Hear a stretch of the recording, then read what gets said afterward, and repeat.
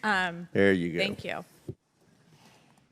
I was saying that two things have really become clear. U.S. leadership has been instrumental in this fight, and that has been noted by our allies across the world and appreciated. But sadly, what's also become clear is the broad-scale use of war crimes by the Russians, kidnapping of children, over 6,000 verified cases, and that's simply what we are able to verify.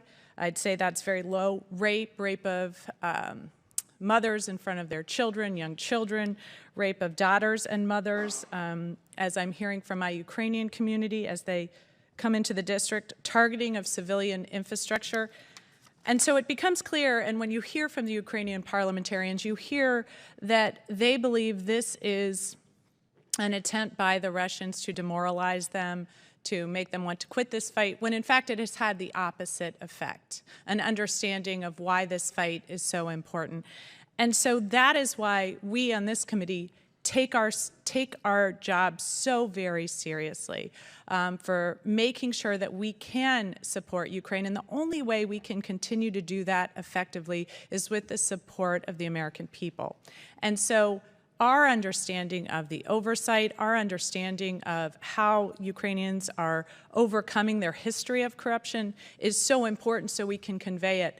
And I really appreciate your explanation of all of the measures we have in place, but I don't think what is coming through is what I heard when I was on the ground in Kyiv from the embassy, that they are seeing all the weapons that come in get to the front. They are getting pictures of those weapons on the front lines. They are seeing them in use. They feel very confident that the weapons that we provide them at the border of Poland are in fact making it to the front, and we are certainly seeing their effective use time and time again.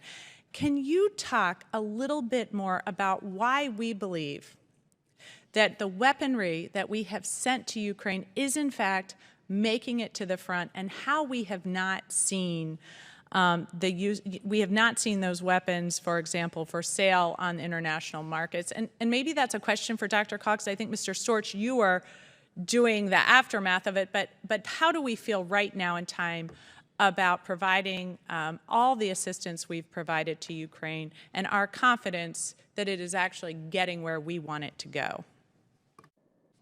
So part of it is what we're seeing, and part of it is what we're not seeing. So what we're not seeing is any evidence of significant diversion. I think our assessment is if some of these systems have been diverted, it's by Russians who have captured things on the battlefield, which always happens, but that there's no evidence that the Ukrainians are diverting it to the black market or some other thing else.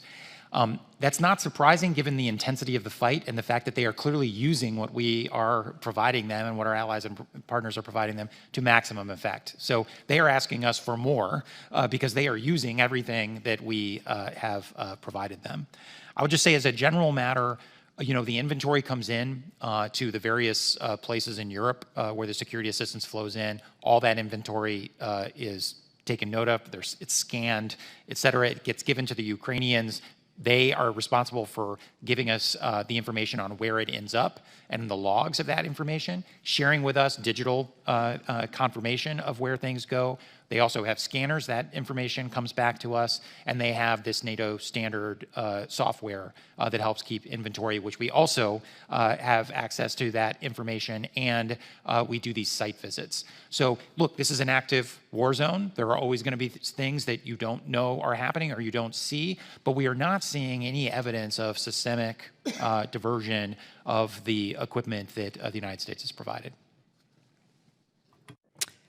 Thank you. And in my final few seconds, is there more we could be doing as a committee to support ensuring that the weapons are being used appropriately?